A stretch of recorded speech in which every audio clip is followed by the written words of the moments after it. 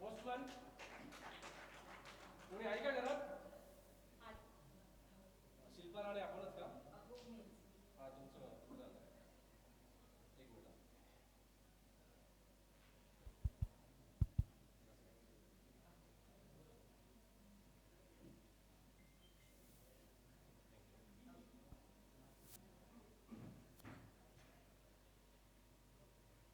शिल्पा शामराव राणी माझं पण आहे.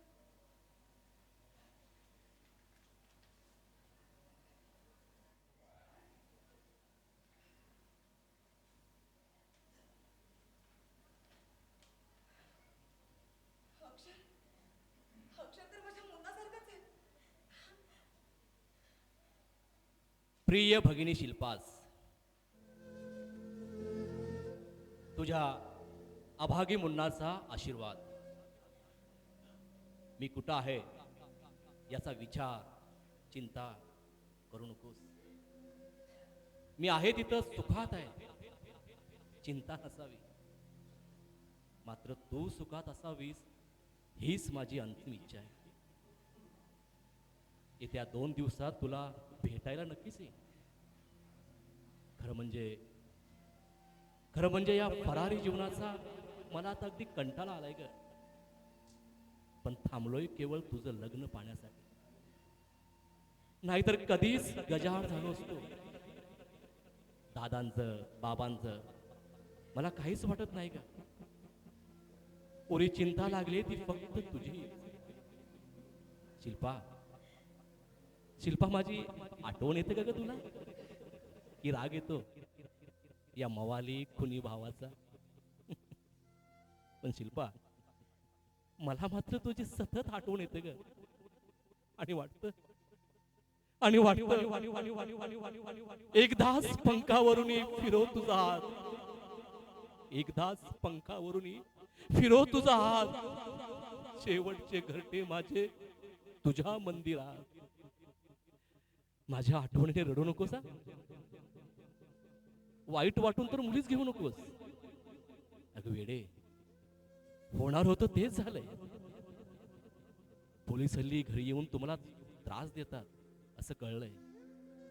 वाईट वाटलं, पण काय करू. तुझ्या लग्नाच्या दुसऱ्या दिवशी मात्र मी खरंच पोलिसांच्या स्वाधीन होणार. तोपर्यंत असाच राहणार फरारी.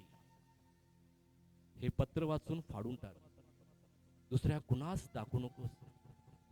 तुझा अभागी भाऊ मुन्ना.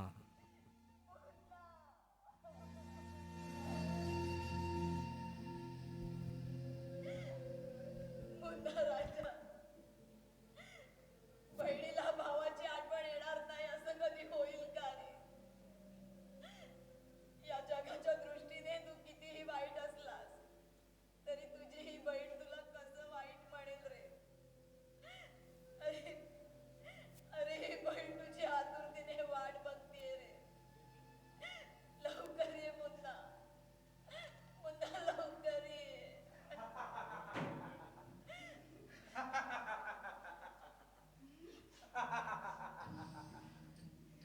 तू इथे माझ्या घरात काय करतोय? चालता इथून. एवढे घाबरलेस? नाही तरी सगळा एरिया घाबरतो मला. मग तू घाबरलीस तर नवल काय म्हणा? हे बघ, मला तुझ्यासोबत बोलायची इच्छा नाहीये. तेव्हा चालता हो माझ्या घरातून. चुपे धम्मक चलो. ज्यादा रुबाब मत कर चले. उठाकर ले जाऊंगा. नऱ्या दादा म्हणतात मला.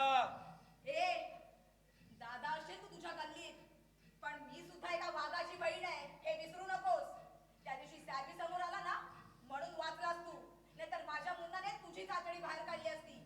आणि आज माझा मुन्ना घरात नाही म्हणून मला धमकी द्यायला आलास काय? अरे हट. त्याला तर शोधतोय मी. गेले 2-3 महिने साला कुठे दडी मारून लपून बसलाय कुणास ठाऊक. पण जाऊन जाऊन जाणार कुठे आणि लपून तरी किती दिवस जाणार? पोलिसांच्या हाती मिळाला तर फाशी लागेपर्यंत जगेल थोडे दिवस. पण माझ्या हाती मिळाला तर साल्याला तिथल्या तिथे खल्लास करणार. माझ्या सॅबीचा मारणारा सूड नाही घेतला तर नाव नाही सांगणार नऱ्या दादा म्हणून. अरे अरे मेल्या विषारी काळा सर्प आहेस तू. दुसऱ्या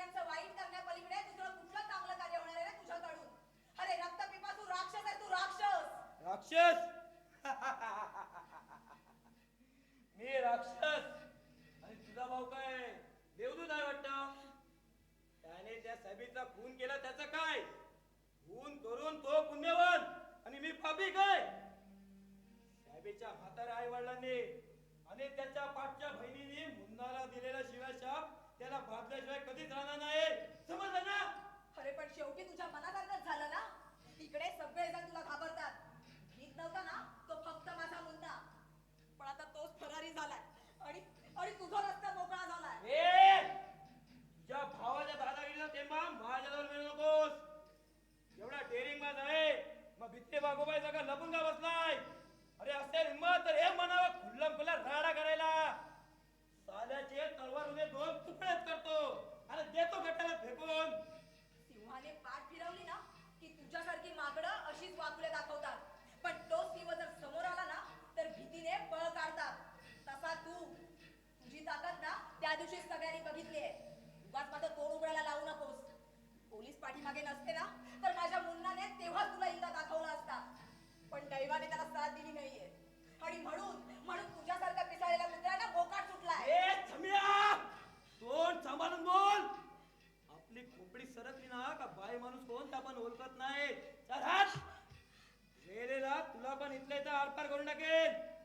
वा वा रे वा तुझ्या. अरे तो तुझ्यावर.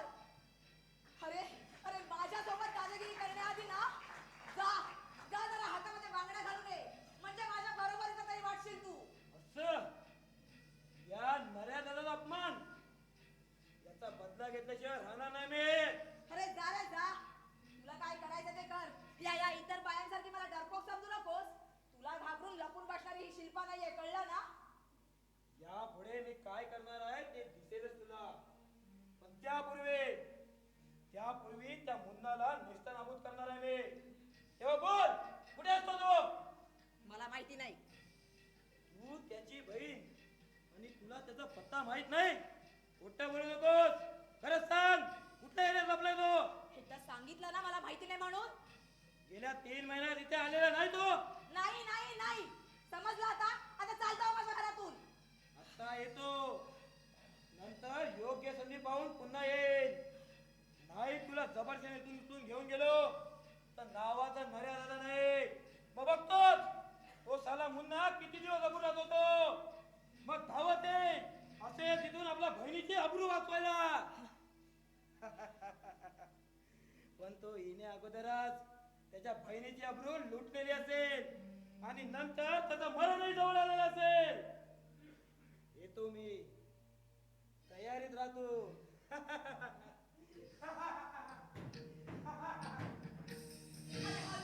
राक्षस मेला. किडे पडून चढून करशील गेल्या. सत्यानाश होईल तुझा.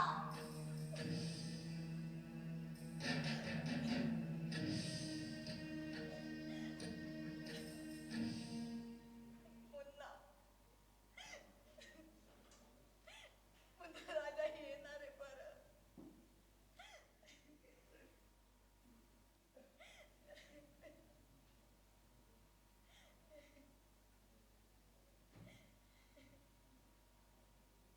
थांब शिल्पा, कुणाचं पत्र आहे ते? पत्र ना? हो माझ्या मैत्रिणीचे. अशी अशी गोंधळीने काय आहेस तू? आणि माझ्यापासून लपवण्यासाठी एवढं आहे तरी काय त्या पत्रात? काही नाही बाबा, विशेष असं काहीच नाहीये. पाहू दे इकडे पत्र ते. नाही नाही माझ्या मैत्रिणीचं पत्र वाचून तुम्ही काय करणार? अहो नमस्कार आशीर्वाद एवढंच आहे. ते म्हणतो ना इकडे, पाहू दे. बाबा ते इकडे पाहू दे.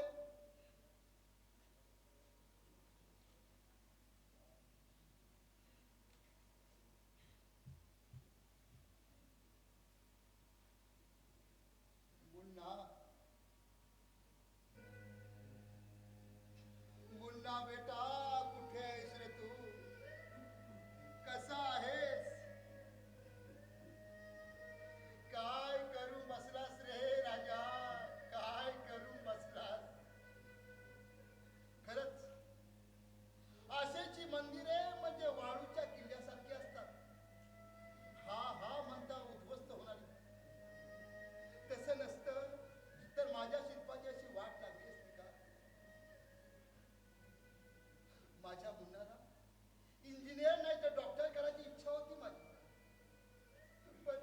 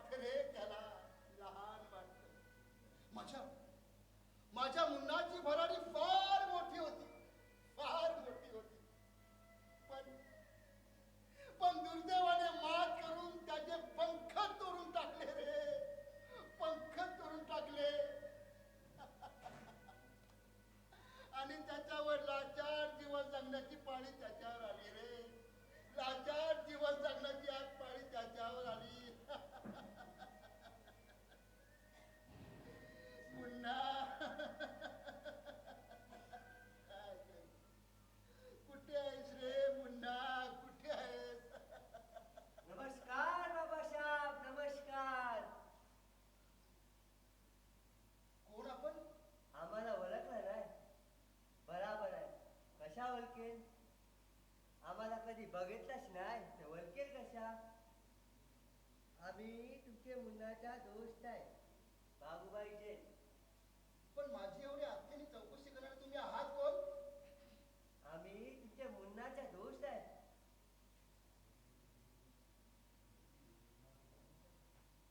पण तुम्ही तर इकडे कधी मला दिसलाच नाही. नाही नाही, काम बिल काय नाही, सहज बघाल तुमची चौकशी करायला. कशा काय, बरं आहे ना? पण माझी एवढी आत्याने करणारे चौकशी करणारे तुम्ही आहात तरी कोण? अहो तुमच्या मुन्नाचा दोस्त आहे. मुन्नाचा दोष. पण तुम्ही कधी मला दिसलातच नाही इकडे कधी. मुन्ना लय चांगला माणूस आहे. 2-3 टायमाला मला वाचवला त्यांनी. अहो तो होता म्हणून आपण इथे जिंदा आहे बाबासाहेब.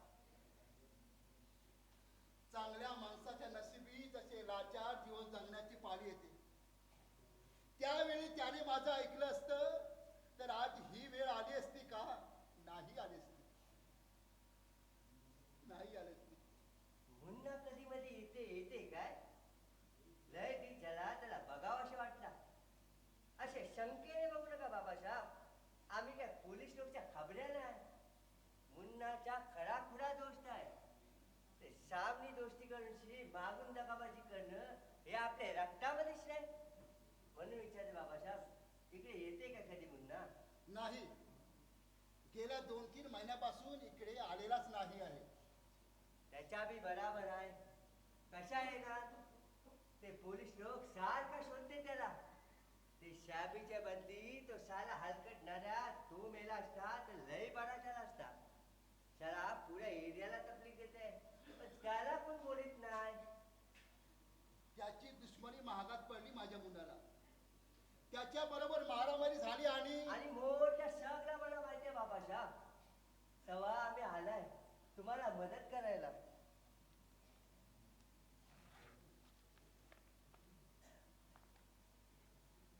हे 5,000 ठेवा, खर्चाला होईल. ठेवा तुमच्याकडे.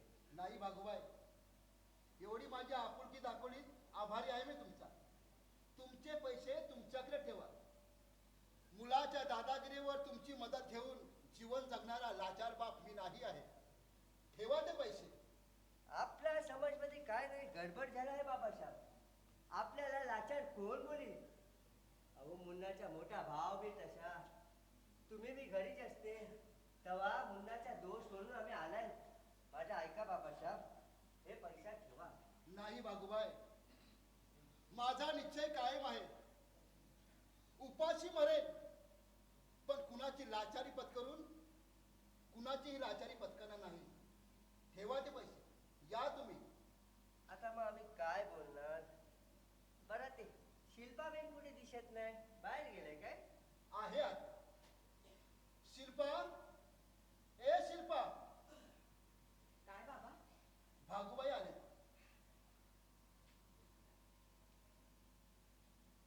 जैन भाऊ, बऱ्याच दिवसांनी आला. मुन्नाची आठवण आली वाटतं. तशा नाही शिल्पाबेन. आता मुन्ना घरामध्ये नाही, तिकडे कशाला येणार? विनाकारण सारखा घरामध्ये आला तर भाई लोक काय बोलतील? मग आज कसे काय आला तिथे? शिल्पाबेन, आपला जबाब म्हणजे जबाब, गटार नाही. बेन म्हणजे बेनच आणि भाई म्हणजे भाऊ. तेव्हा आला बेनची चौकशी करायला. कसं काय, बरं आहे ना? चाललंय असंच रडत कडत. आला तो दिवस आपला समजून उद्याच्या दिवसाची वाट बघायची. झालं. अशा नाराज काय होते बेन? नाराजीमध्ये नाही राहायच्या, हुशारीमध्ये राहायच्या. एक भाव फरारी झाला म्हणून तुझा दुसरा भाव जिवंत आहे अजून. जैन भाऊ, पहिले खेपेला इकडे आला तेव्हा भाऊ बोलला ना, मग आता आपण मरेपर्यंत भावच. तेव्हा नाराजीमध्ये नाही राहायच्या, हुशारीमध्ये राहायच्या. तुमच्यासारखी धीर देणारी माणसं भेटली ना की बरं वाटतं बघा कोंडलेल्या मनाला. मला ठाव आहे मानी भावाची मानी बेन. हे 5,000 रुपये ठेवा खर्चाला. बाबासाहेबांना आम्ही देत होता, त्यांनी नाही घेतला. नाही जैन भाऊ, अहो तुम्ही मला भावाची माया दिलात तेवढंच खूप आहे. मला हे पैसे नको आहेत. मावशी मानी बेन, मग आम्ही पण भावच आहे ना, मग भावाकडून घेण्यात काय अर्थ आहे? घे ना. नाही भाऊ ऐका माझ. अरे विजय ये ना भाऊ, ठेवा हे पैसे तुमच्याकडे. तुम्ही या आता. पाहुणा मंडळी आला, तुम्ही पण ऐकते ना, मग आम्ही येते. अशाच मध्ये नीट जाणार, येते आम्ही. शिल्पा, हा काय प्रकार आहे? कुठला प्रकार? आता मी इथं माझ्या प्रत्यक्ष डोळ्यात पाहिला तो मारवाडी तुला पैसे का देत होता आणि नेमका मी त्याच वेळी चाललो असतो तर तू ते पैसे घेतले असते. काय खरं आहे ना? विजय, अरे तुझ्या डोळ्यांनी आणि मनाने दगा दिलाय. अरे तुझा ना काहीतरी गैरसमज झालाय. शक्य नाही. माझ्या मनावर पूर्ण ताबा आहे. यात काहीतरी विशेष खास आहे. कोण आहे तो मारवाडी? अरे आपल्या मुन्नाचा मित्र आहे तो. मग मुन्ना घरात नाही हे त्याला माहित असताना इथं आला का? कशाला? अरे आला होता मला आणि बाबांना भेटायला. तुला भेटायला? हो. असं सांगताना तुला शरम वाटली पाहिजे होती शिल्पा. हं? माझ्या मनात कोणतेही पाप नसताना मला शरम का वाटेल? सत्याला पाप घाबरतं विजय, पुण्य नाही. भेकड मन संशयी असतं, पण साप दिलाचा माणूस कधीच कुणावर संशय घेत नाही. म्हणजे माझा संशय विनाकारण आहे असं तुला म्हणायचंय? मग तो मारवाडी तुला पैसे का देत होता? अरे माणुसकीची कणाव आली म्हणून. तो मारवाडी आहे ना, मला त्याची बहीण मानतो आणि त्याच बंधू प्रेमासाठी तो पैशाची मदत करायला इथे आला होता. बस थापा मारून मला मूर्ख समजण्याचा प्रयत्न करू नको. तो मारवाडी एका मराठा पोरीला आपली बहीण मानतो. अरे हे कोणाला खरं तरी वाटेल काय? तुझ्यासारख्या संशयाने पछाडलेल्या माणसाला ते कधीच खरं वाटणार नाही. पण हेच सत्य आहे. कारण जोपर्यंत या समाजामध्ये मानवता आणि माणुसकी जिवंत आहे ना, तोपर्यंत प्रत्येक मराठी, मुसलमान आणि मारवाडी हे एकमेकांसोबत बंधू भगिनीच्या नात्याने आणि प्रेमानेच वागतील.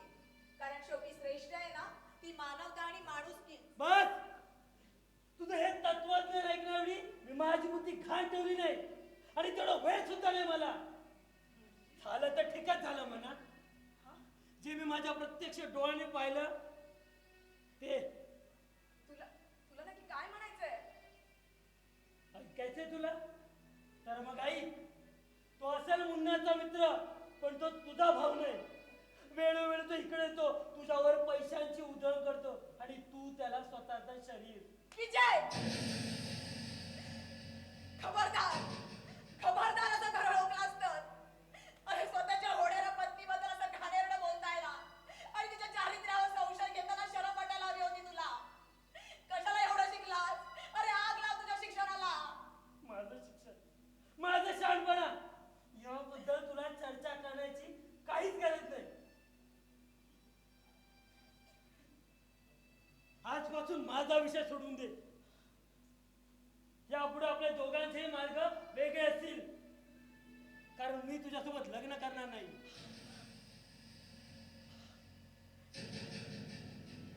विजय, ठीक आहे, झालं ते ठीकच झालं. आणि हे सगळं तुझ्या मुखाने कबूल केलंस ना, ते एक ठीक झालं. तुला काय वाटलं मी लाचार होऊन भीक मागे तुझ्या पुढे पदर पसरे? नाही, मी सुद्धा एका मानी बापाची मुलगी आहे. वेळेला लग्न न करता अविवाहित राहील, पण तुझ्यासारख्या संशयाने पछाडलेल्या माणसाच्या गळ्यात माळ घालून आयुष्यभर संशयाच्या वादात धडपडण्यापेक्षा ना मी मरण स्वीकारेन. पण तुझ्यासोबत लग्न कधीच करणार नाही. ऐकलास माझा निर्धार? आता जा इथून तू.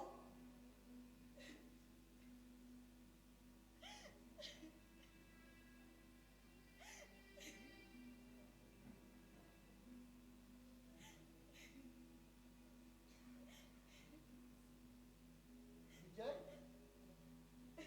बाबा, काय झालंय? शिल्पाशी रडव्या चेहऱ्याने आत का गेली? हा प्रश्न तुम्ही तुमच्या या लाडक्या लेकीला विचारला असेल ना तर फार बरं झालं असतं. मी समजलो नाही तुला काय म्हणायचंय ते.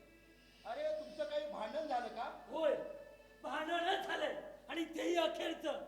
अखेरचं म्हणजे काय बोलतोस का विजय तू? यापुढे शिल्पात आणि माझं लग्न होणं शक्य नाही. का शक्य नाही? जे होणार होतं तेच झालं. तरी नशीब माझं ते लग्नापूर्वी समजलं, नाहीतर जन्मभर पश्चाताप करण्याची वेळ आली असती माझ्यावर. स्पष्ट बोल काहीतरी विजय. चारी बाजूनी अगदी मी हैराण झालोय. त्यात हे नवीन संकट उभं राहिले माझ्या समोर. काय झालं काय एवढं चिडायला? माझ्या आई वडिलांनी विरोध दर्शवलाय तुमच्या शिल्पाबरोबर लग्न करण्यास. अरे पण का? कारण काय? कारण ती एका कुणी माणसाची बहीण आहे म्हणून. ती एका खुणी माणसाची बहीण आहे हे खरं आहे, पण खून भावाने केलं, बहिणीने नव्हे. भावाच्या अपराधाचं खापर बहिणीच्या माथ्यावर फोडून तिच्या आयुष्याची होळी करण्यात काय अर्थ आहे? वास्तविक तुझ्या त्या विद्यमान आई वडिलांना कळायला हवं होतं रे, कळायला हवं होतं. माझे वडील जुने मतांचे, करारी वृत्तीचे हे तुम्हाला चांगलंच माहिती आहे. त्यांना विरोध करून मी लग्न केलं असतं तर लग्न अगोदरच घराबाहेर पडावं लागलं असतं आणि तेवढंही केलं असतं मी. पण आज इथं येऊन जे पाहिलं ना त्यावरून ठरवून टाकलं की मी तुमच्या शिल्पाबरोबर लग्न करणार नाही. ते अरे पण एवढं काय भयानक पाहिलंस त्यामुळे माझ्या तुला शिल्पाचा तिरस्कार वाटावा? सगळ्या गोष्टी मीच तुम्हाला सांगायचा काय मक्ता नाही घेतलाय. यापुढे विचारा तुमच्या ह्या तत्वशील कन्येला. येतो मी.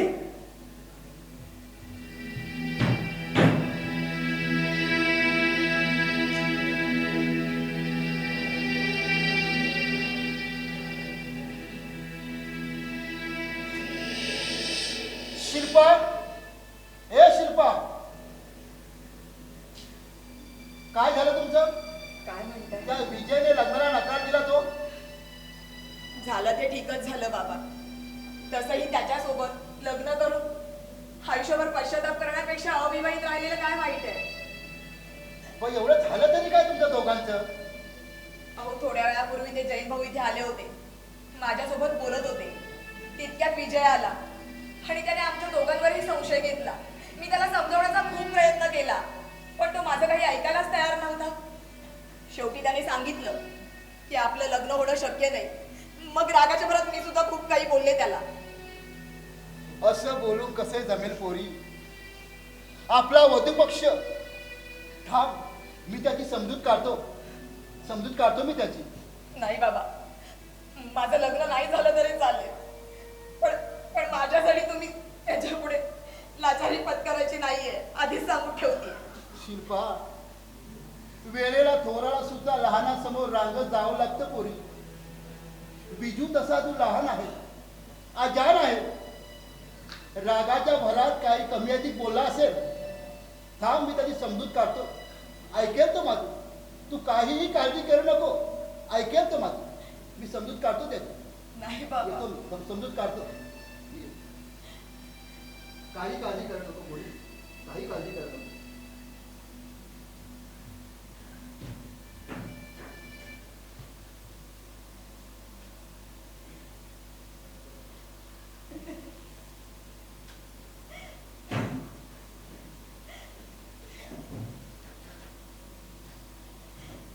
बस सारखी रडकला. गेले 3 महिने हाच कार्यक्रम चालला शिल्पा तुझा. का? तर लाडका भाऊ फरारी झाला म्हणून. नाहीतरी कुठेतरी जिवंत आहे ना, मेला तर नाही ना तो. दादा, याचं बोलवतं तरी कसं रे तुला? अरे कसंही झालं तरी शेवटी आपलं रक्ताचं नातं आहे ना रे. आपला सख्खा भाऊ आहे ना तो. भाऊ कसला? खुनी आहे तो, खुनी. त्याच्यामुळे सगळे लोक एका विशिष्ट नजरेत पाहतात आपल्याकडे. एका खुनी इस्मतचा भाऊ म्हणून दूर पडतात. अगं ओळखीचे ओळख सुद्धा दाखवत नाहीत हल्ली. का? तर मुन्ना आपला भाऊ म्हणूनच ना. अरे पण आता त्याला काही इलाज आहे का? आणि तो खुनी झाला म्हणून आपल्या रक्ताचं नातं तुटणार आहे का? असल्या नात्याला मी किंमत देत नाही. त्याच्यामुळे लोकांच्या शिव्याशाप आम्ही खायच्या. अगं आताच त्या सॅबीच्या आईनं मला पाहून भर रस्त्यात शिव्याची बरसात सुरू केली. करणार काय? मान खाली घालून आलो तिथून. बरं तू का रडत होतीस? मुन्नाची आठवण आली म्हणून. खोटं बोलून माझ्या डोळ्यात धूळ फेकण्याचा प्रयत्न करू नको शिल्पा. त्याची आठवण झाली म्हणून तू रडत नव्हतीस, तर त्याच्यामुळे तुझं लग्न मोडलं, तुझ्या भावी सुख स्वप्नाची राख झाली म्हणून तू रडत होतेस. खरंय की नाही? तुला कोणी सांगितलं हे सगळं?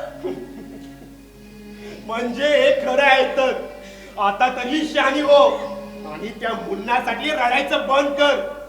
साला स्वतः बर्बाद झालाच आहे, पण स्वतः बरोबर आपली सुद्धा अशी वाट लावली आहे त्याने. नाही रे.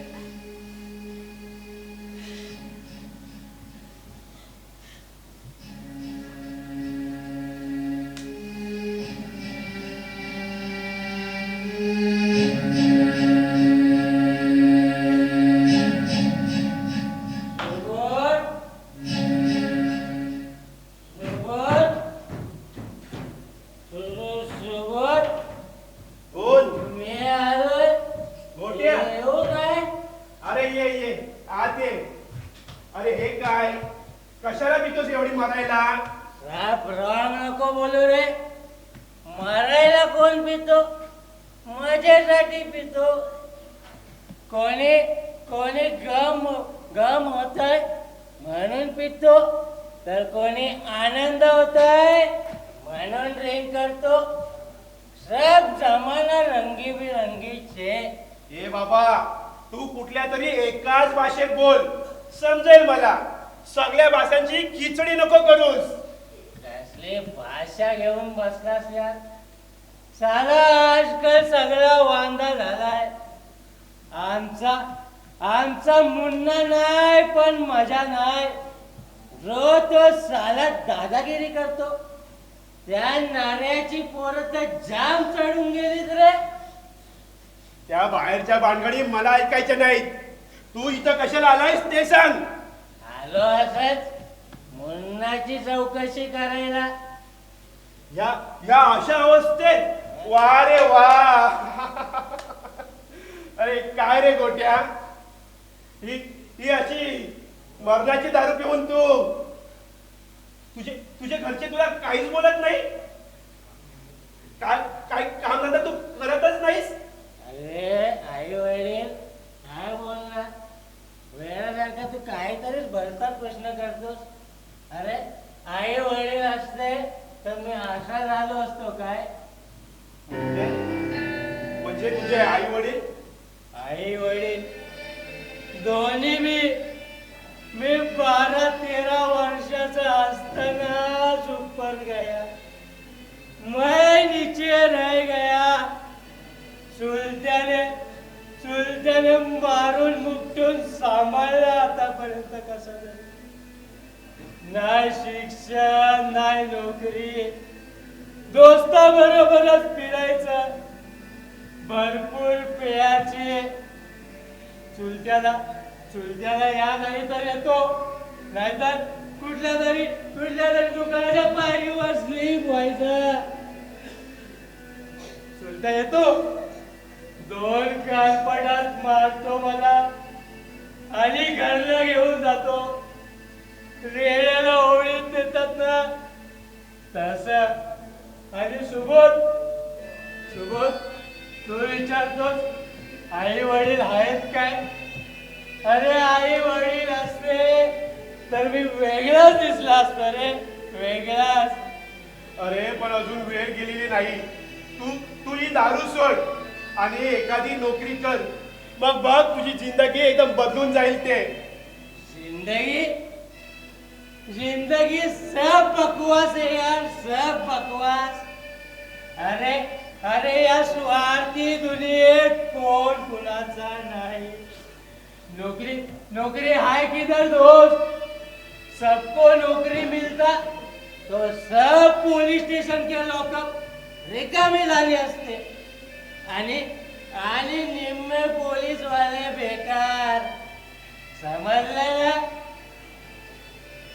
अपने साथ तू क्या बोलेगा यार? अपन सच बोलतो, झूठ आपण को जमतच नाही. मुन्नाचे काय बातमे कळले काय? त्याची चौकशी तुला कशाला? असेल कुठेतरी दडी मारून बसल्याला. त्याला शोधायला वेळ आहेच कुणाकडे? हे त्याच्याबद्दल असं बोलू नकोस मेरे भाई. गेली 2-3 वर्ष मुन्नाने जगवलंय आपल्याला. हो तो एक फरिश्ता है, फरिश्ता. अपना जिगरी यार है वो.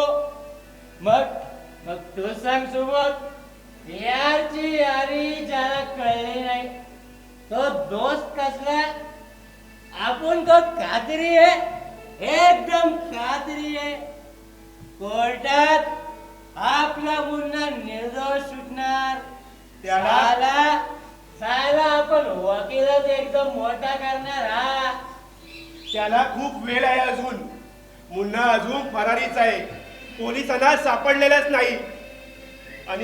आणि काय रे गोट्या, ही अशी मारणाची दारू पिऊन मोठा वकील करणार त्याच्यासाठी? अरे ये तर मोठी गम्मत है. तुम सिर्फ देखता रहो. अरे ये दुनिया भी झुकती है, लेकिन अपन सारी का झुकाने वाला चाहिए. तुम खाली देखता रहना. हे काय पाहतोय ना, आल्यापासून तू तडपडतोयस आणि मी असा तुला सावरतोय. जा आता घरी जाऊन झोप. कसलं घर घेऊन बसलास यार? घर नाही, सारा नाही. अकेला आएगा, अकेला जाएगा. आई गेली, बाबा गेला, कोण पण नाही राहिला शिल्लक. कोण पण. लहान होतो, अरे मोठा झालो, तरुण झालो.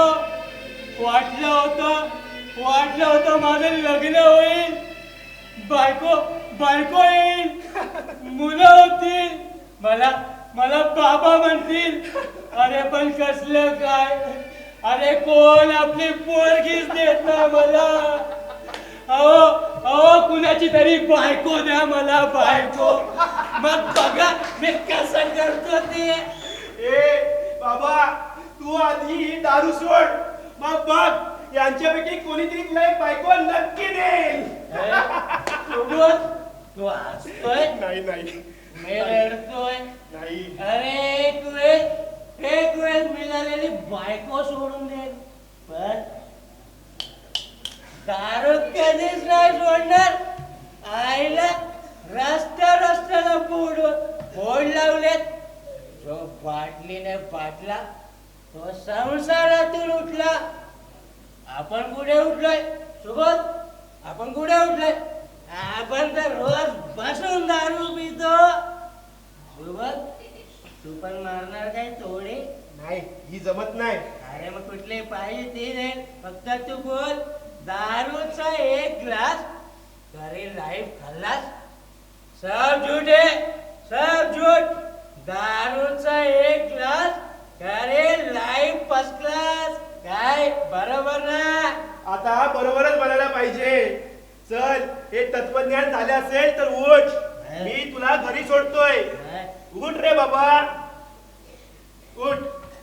दोस्त बोल. मुझको यारो माफ करना, मैं नशे में हूँ.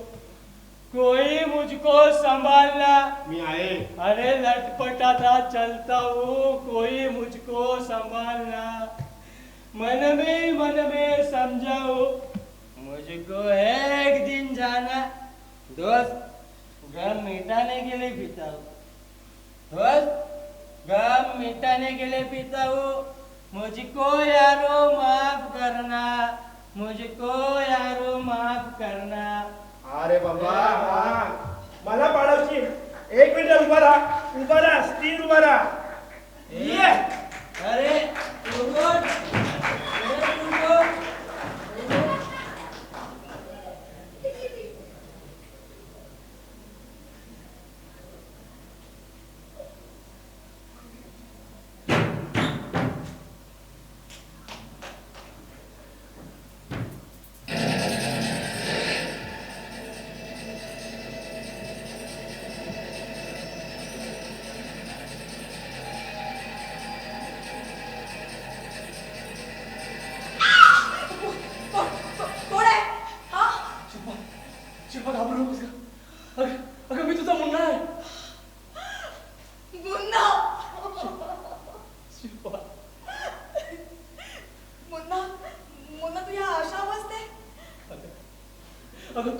लुटण्यासाठी हा असा धडपडत आलाय ग.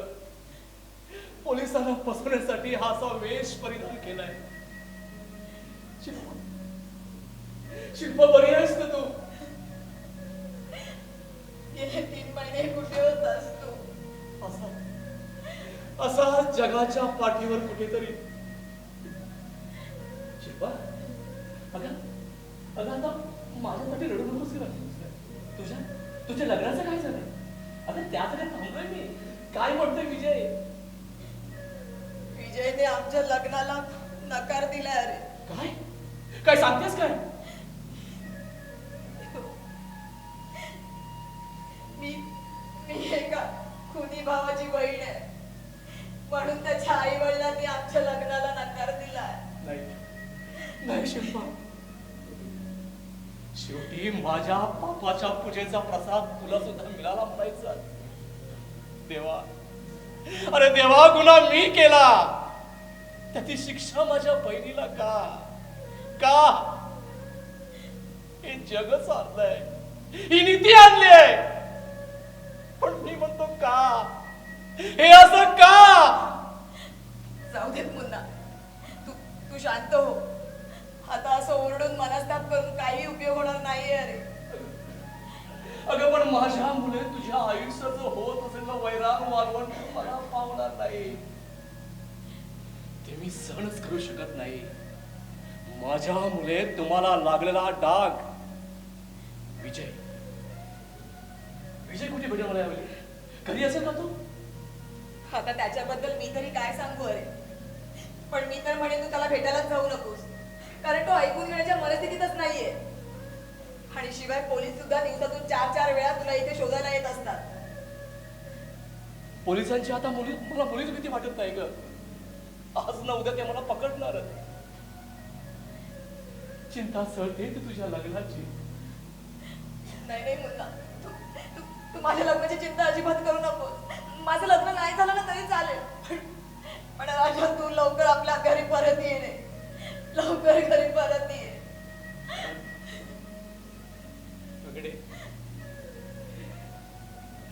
अगं आता तुझ्या मुन्नाच्या नशिबात घर नाही. यापुढे 4 भिंतींची ती अंधार कोठडी जन्मभर सोबत करणार आहे मला. किंवा होणार फाशी, मारणार मृत्यूला मगरपिटी.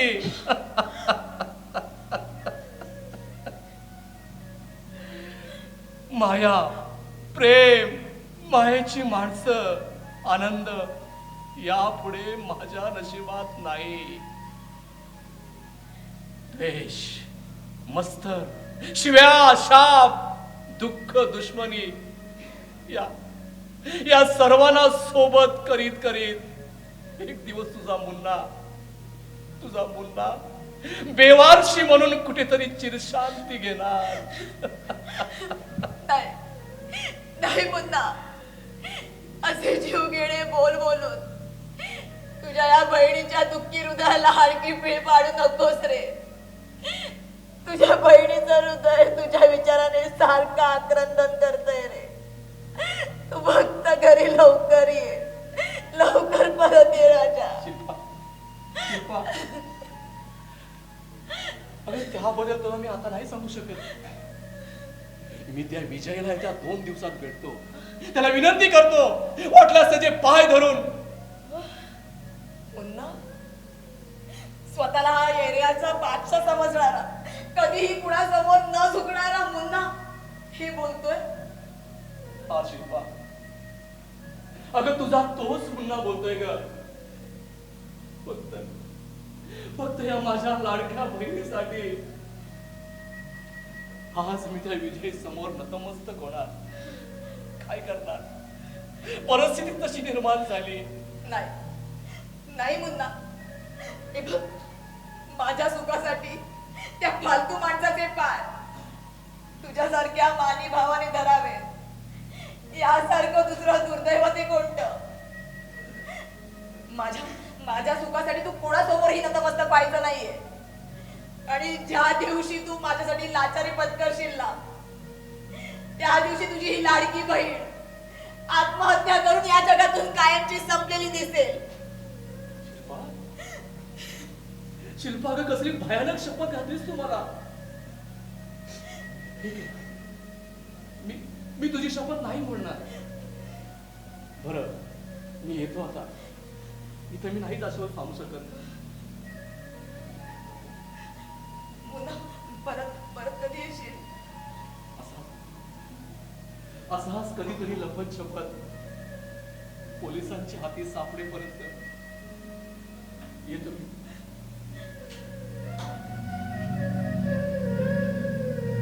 शिल्पा,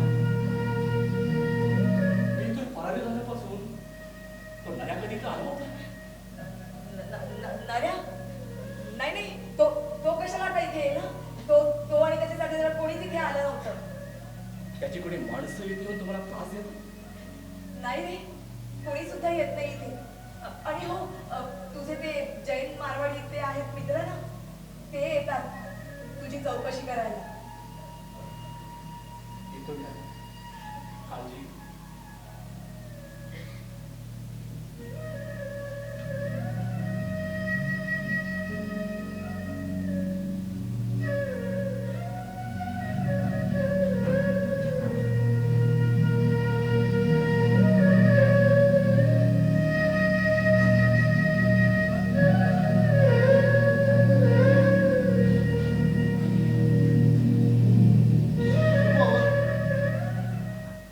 त्या मार्क्सवाल्या माणसाचा मला संशय आला खरा.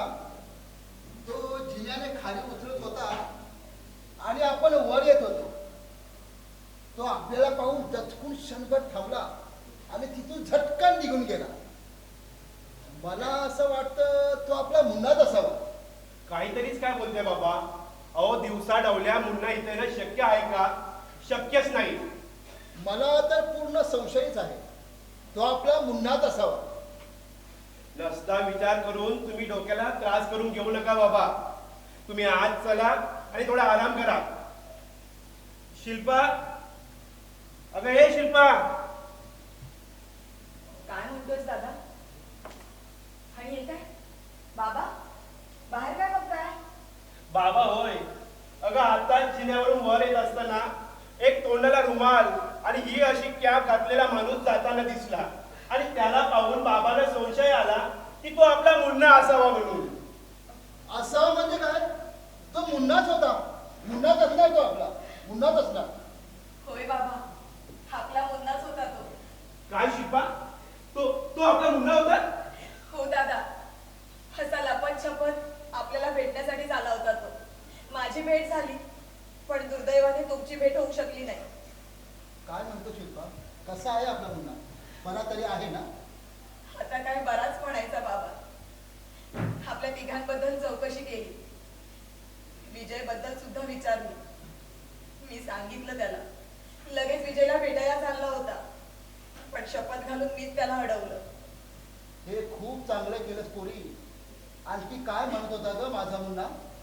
नऱ्या दादाबद्दल विचारलं. मी इथे कोणीही येत नाही असं खोटंच सांगितलं. तेव्हा कुठे समाधानी चेहऱ्याने सगळीकडे बघत तो झटकन निघून गेला. मग आपल्याला पाहून तो थांबला का नाही? तसा रस्त्यात कसा थांबेल बाबा तो? अहो, पुरा एरिया त्याला चांगला ओळखतो. शिवाय पोलीस सुद्धा त्याच्या पालतीवर आहे. मग तुम्हीच सांगा, तो असा भर रस्त्यात कसा थांबेल? या माझ्या मुन्नाचं कसं होणार आहे कुणास ठाऊक. एक ना एक दिवशी ह्याला जेल तर होणारच. जेल तर होणारच त्याला एक ना एक दिवशी. बाबा, होणारच जेल त्याला एक दिवशी. कारण त्याची मला खूप काळजी लागलेली असते. एक ना एक दिवशी त्याला पकडणारच. स्पष्टपणे सांगतो मी त्याला. एक ना एक दिवशी त्याला पकडणारच.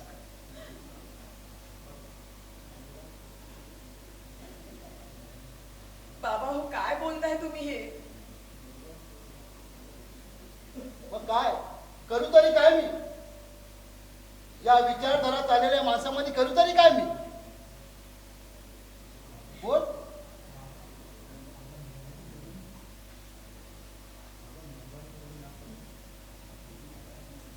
सांग तुझ्या मुन्ना. सुबोध तू तरी बोल, मी करू तरी काय? सांग. बाबा तुम्ही तुम्ही शांत व्हा, या इथे बसा. आणि हे बघा आपला मुन्ना लवकरच परत येणार आहे. आणि हो, माझ्या लग्नाबद्दल सुद्धा तुम्ही अजिबात काळजी करायची गरज नाहीये. जोपर्यंत मुन्ना सुखरूप आपल्या घरात परत येत नाही ना, तोपर्यंत मी लग्न करणार नाहीये, समजलं? अहो तो बिचारा बाहेर लाचार जीणं जगतोय. आज याच्या दारी तर उद्या त्याच्या दारी असे दिवस काढतोय. आणि मी आनंदाने लग्नाच्या बोल्यावर चढू. शक्य नाहीये होय बाबा, शक्य नाहीये.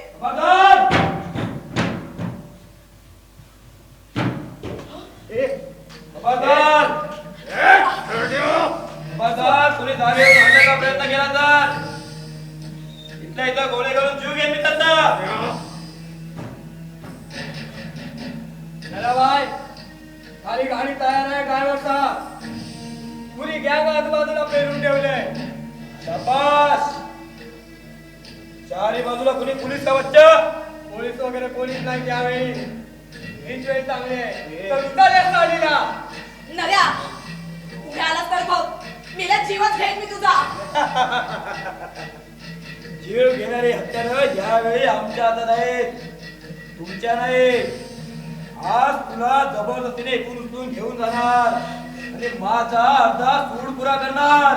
आणि मग त्या भडव्याचा तुझ्या भावाचा कोतला बाहेर काढून माझ्या सुडाची पूर्तता करणार. नाही नर्या, खबरदार तिच्या अंगाला हात जाऊ शकते. सोड रे. आवाज बंद कर तुझा.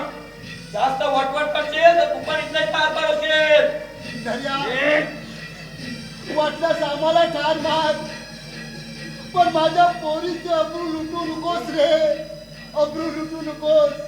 मी पाया पडते रे तुझ्या, पाया पडतो मी तुझ्या. आता काय रडतोस थेड्या? ज्या पोरीची अब्रू जाणार म्हणून रडतोस तू. पण स्वतःचा पोरगा मेला हे पाहून सॅबीच्या बापाला काय वाटलं असेल याचा कधी विचार केलास तू? अरे अरे, पण सॅमीला मुन्नाने मारलंय, त्यात माझ्या शिल्पाचा काय दोष? तिला त्रास तुला काय भेटलं नाही? हा सुरीचा आनंद आणि शिल्पा मुन्नाची भय म्हणून. नाही जास्त वेळ थांबून चालणार नाही. कोणी पोलिसांना फोन केला तर वादा होईल. अण्णा उतार चालला. नाही सोड मला, सोड मला. चल नाही. काय म्हणतो ना? नव्या, सोड चल. मला, सोड. चल.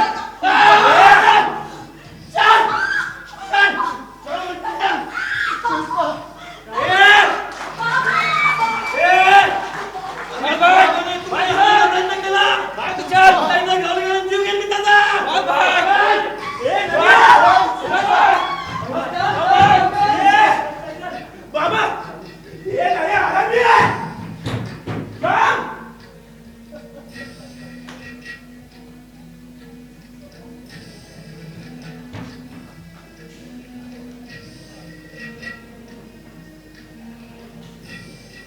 काय झालं हे? कसं झालं हे? त्या परमेश्वराचा असा मी काय अपमान केला होता म्हणून याचं पाहणं माझ्या नशिबात आलं रे, नशिबात आलं. मुन्ना, मुन्ना, हे सगळं तुझ्यामुळे झालंय रे, तुझ्यामुळे झालंय. अरे तुझी सगळी दुश्मनी आम्हाला अशी रडवते रे, अशी रडवते. शिल्पा, शिल्पा, मी तुला कुठे शोधू आता शिल्पा? ते राक्षस तुझे अब्रू लुटून तुला ठार सुद्धा मारतील का? ठार सुद्धा मारतील. शिल्पा, मी तुला कुठे शोधू आता? बाबा बाबा शिल्पा शिल्पा बाबा काय शिल्पा कुठे आहे? बाबा बाबा शिल्पा कुठे आहे? बाबा काय सांगू मुन्ना, कुठल्या तोंडाने सांगू तुला? नरेशच्या पूर्ण गँगनं हत्यारासह वेढा घातला होता आपल्या बिल्डिंगला. जबरदस्तीने सगळ्यांची दारं बंद करून तो चांडाळ आपल्या घरात घुसला रे, घरात घुसला. माझ्यावर आणि सुबोधवर पिस्तूल रोखून तो चांडाळ माझ्या शिरपाला जबरदस्तीने उचलून घेऊन गेला रे, घेऊन गेला.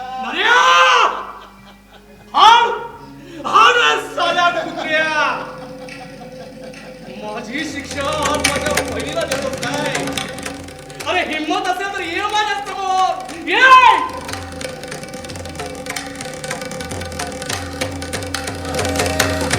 मी तुला सामोर येणार आणि माझ्या बहिणीची सुटका करणार. नर्या फेकर, आता तुझे दिवस भरले. नर्या